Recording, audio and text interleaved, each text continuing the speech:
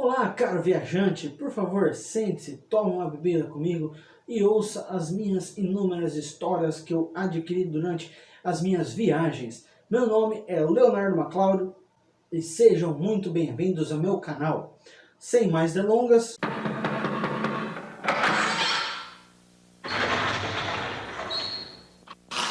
senta que lá vem a história.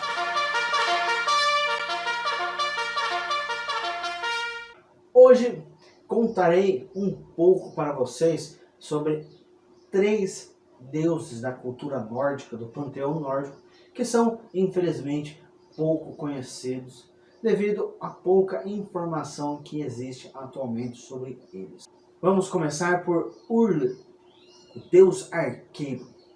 Existem poucas referências sobre Urle. Possivelmente, ele é um deus arcaico da antiga Escandinávia, regente da morte e do inverno.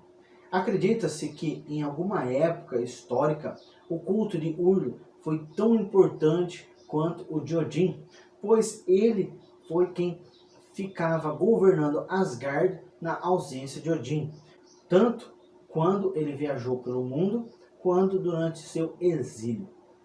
Conhecido como Deus do Escudo e que usa o escudo como barco, seu nome é equivalente ao termo gótico glória, brilho e majestade, de fato que indicaria a sua origem como um antigo deus germânico.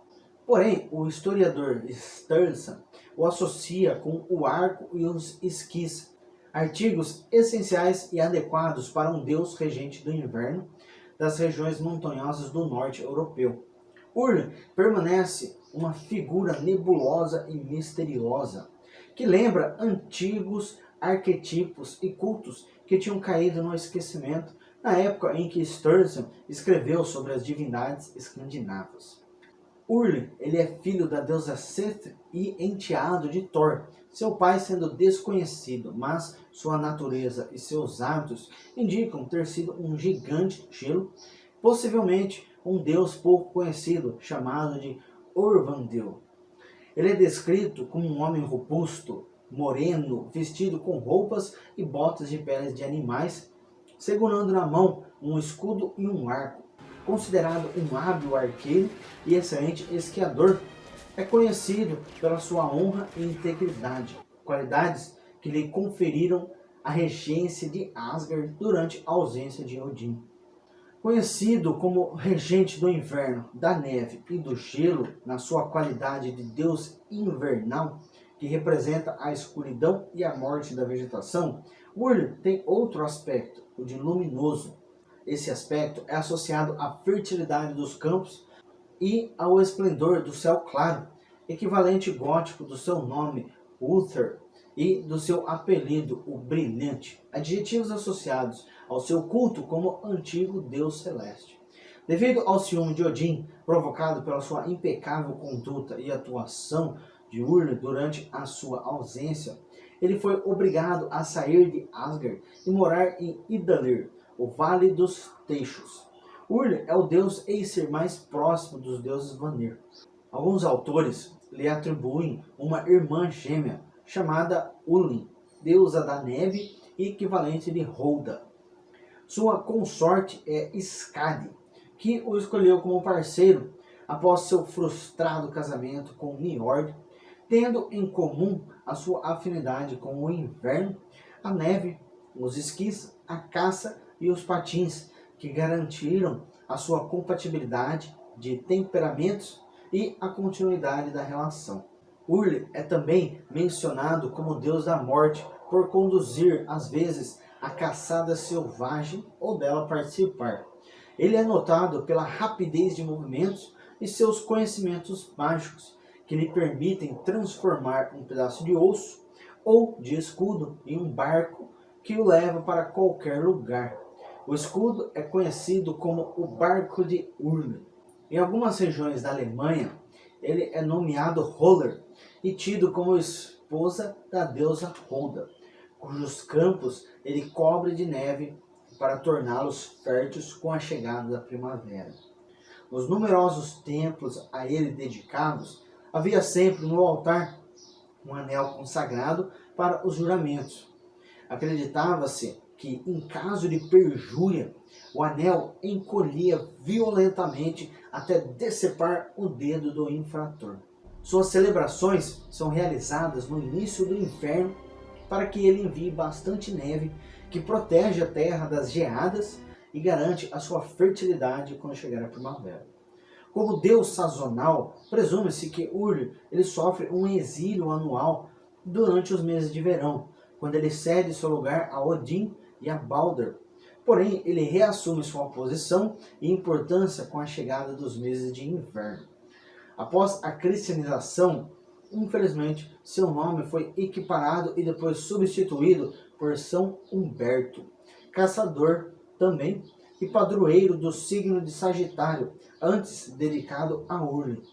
E esse é simplesmente mais um fato, mais uma ocasião em que aqueles que comandavam a religião cristã estavam espalhando, propagando a religião cristã, faziam para poder tentar destruir as outras religiões mais antigas e assim conseguir trazer aqueles mais fracos, que eram mais fáceis de converter, para a sua religião, incorporando, alguns diriam incorporando, mas eu diria destruindo as religiões antigas, infelizmente.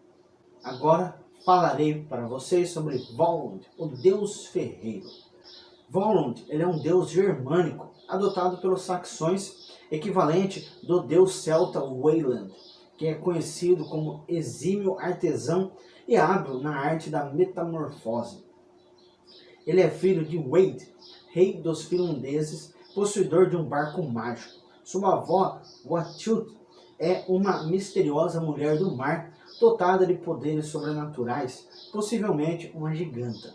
Sua lenda descreve como Volund, junto com seus irmãos Edil e Slagfin, foi pescar em um rio em cujas as margens apareceram 3 cisnes que se transformaram em lindas donzelas. Na realidade, eram as valquírias Orlun, Alvit e Svanhild.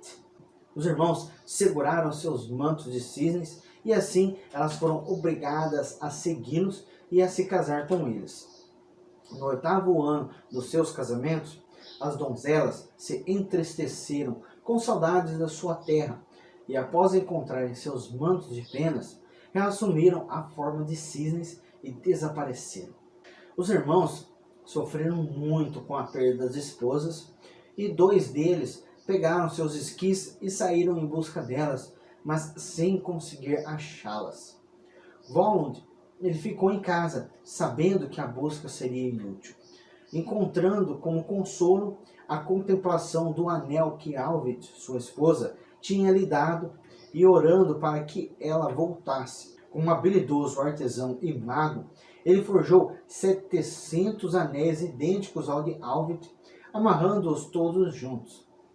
No dia seguinte, descobriu que um deles tinha desaparecido, fato por ele visto como um bom presságio, e que reacendeu suas esperanças sobre a volta de sua esposa. Porém, durante a noite, foi surpreendido e aprisionado por Nidud, rei da Suécia, que se apoderou de sua espada mágica e do seu anel feito com o ouro do rio Reno, que ele deu para sua única filha, Bodvild. Volund ele foi levado para uma ilha, amarrado e forçado a confeccionar armas e ornamentos para o rei, além de construir um labirinto, que é conhecido até hoje na Islândia como a Casa de Volund. Dia após dia, a fúria de Volund crescia cada vez mais, assim como sua sede de vingança, motivando-o a confeccionar um par de asas de metal. Um dia, o rei o visitou trazendo a sua espada mágica para que fosse consertado o punho. Habilmente, Volund a substituiu por outra comum. Usando uma estratagema, ele conseguiu atrair e matar os filhos do rei e depois violentou a filha, realizando assim a sua vingança. Em seguida, ele colocou suas asas metálicas e, segurando sua espada, levantou voo, escapando de sua prisão. Chegando a Asgard, reencontrou a sua amada esposa e viveu feliz com ela até a chegada do Ragnarok. Mas ele continuou usando sua habilidade de artesão, confeccionando várias armaduras e armas para os deuses, sendo assim conhecido como o forjador de espadas mágicas. Na Inglaterra, em Uffington, no White Horse Valley, que é o Vale do Cavalo Branco, existe um círculo neolítico de menires, conhecido como Wayland's Smith, a ferraria de Wayland, onde os cavalos lá deixados durante a noite recebem ferraduras novas feitas pelo ferreiro mágico. Agora chegamos ao final, o último deus menos conhecido dos três que eu irei apresentar para vocês é Mani, o deus da lua. Na cultura nórdica, o sol é personificado por uma deusa e a lua pelo deus Mani, uma diferença em relação à cosmologia de outras culturas e possivelmente atribuída ao gênero gramatical desses substantivos nas línguas germânicas. No texto Gylfaginning, o escritor Sturluson relata a punição do gigante Moldfari, que tinha nomeado seus lindos filhos de Sol, a filha, e Mani, o filho, representando o Sol e a Lua. Os deuses, ofendidos e ultrajados por essa demonstração de orgulho e soberba, tiraram as crianças e as colocaram no céu para servirem os verdadeiros astros celestes, por eles criados, e conduzir suas carruagens. Em antigas narrativas mitológicas de várias culturas de origem indo-europeia, egípcia e dos povos nativos, o Sol é descrito e honrado como um arquetipo feminino, todo abrangente. Existem poucas referências históricas ou míticas sobre deuses lunares. Desconhece-se um culto lunar e na visão nórdica a lua não é associada ao subconsciente, intuição ou emoções, mas à razão, ao ato de medir e à memória. Por isso, Mani é considerado o regente dos calendários que eram lunares na cultura escandinava e teutônica, das marés e das fases lunares também. De certa maneira, Mani concilia a sensibilidade e a intuição lunar com o pensamento linear e o raciocínio lógico, integrando assim qualidades lunares com atributos solares. Uma vez Mani comoveu-se por duas crianças, Bil e Hyuk, que eram maltratados pelo seu pai Vidfinn, que as obrigava a carregar sem cessar pesados baldes de água, e assim levou-as para morar junto com ele na lua. A menina Bil foi elevada à condição divina por Odin, tornando-se assim uma deusa lunar que dividia a regência da lua com o seu pai adotivo Mani. É possível que nos textos mais antigos, extraviados ou esquecidos, Bil e Hyuk tinham representado as fases lunares crescente e minguante. Como parte da criação, Mani também será aniquilado, infelizmente, no Ragnarok. E ele vai ser engolido pelo cão monstruoso Manigarn, gerado por uma giganta, enquanto a lua, assim como o sol, irá mergulhar no oceano junto com a terra em chamas. E se você quiser saber um pouco sobre como vai acontecer o Ragnarok, vou deixar no card e na descrição o link para vocês assistirem o vídeo que eu já expliquei, com mais detalhes os acontecimentos dessa tragédia, que alguns veem como tragédia, outros veem como renascimento. Infelizmente, é evidente a pouca importância dada à lua nas fontes nórdicas. Seu nome permaneceu apenas para a segunda-feira, Montag, dia da lua, que em inglês é Monday, que é derivado do antigo inglês Monandag e do inglês médio Monday, traduzido originalmente do latim Dies Lunae, que é dia da lua.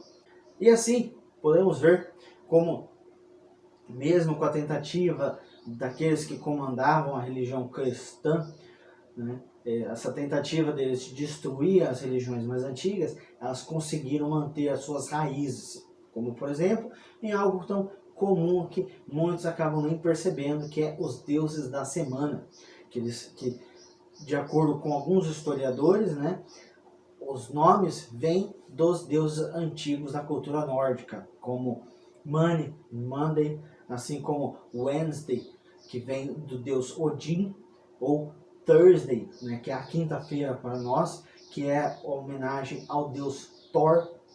Então é muito incrível, né, e impressionante que essas culturas antigas conseguiram sobreviver à religião cristã, né? Eu não falo assim a religião cristã, mas aqueles infelizes que deveriam ter sido destruídos, que tentavam comandar a religião cristã, em vez de espalhar ela de uma maneira mais tranquila e mais amena, sem tanta violência. Em algumas lendas, conta-se que Mani, ele consola as mulheres que são maltratadas pelos seus maridos, tornando-se assim seu amante misterioso e invisível nas noites de lua cheia.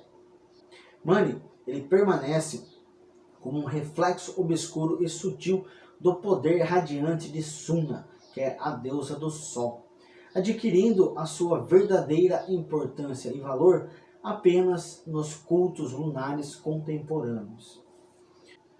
E assim chegamos ao fim do nosso vídeo. Muito obrigado pela atenção, pessoal. E não esquece 3 coisas. 1, dá aquele joinha, é de graça, não paga nada. 2, eu sei que muitos assistem os meus vídeos, não são inscritos. Por isso, clica no botãozinho de inscrever-se para fazer parte do canal e ajudar esse canal a crescer e espalhar a cultura nórdica, essa cultura tão rica que eu sempre digo, para outras pessoas, para mais pessoas. E 3º e último, marque aquele sininho que tem do lado do inscrever-se, para que vocês possam receber notificações, para que assim o YouTube mande notificações dos vídeos que saírem no canal, para que vocês não percam nenhum episódio da mitologia nórdica, Histórias do Norte, assim como outras séries que eu tenho. Sendo assim, vou ficando por aqui. Tenha uma ótima semana e até o próximo vídeo. Tchau!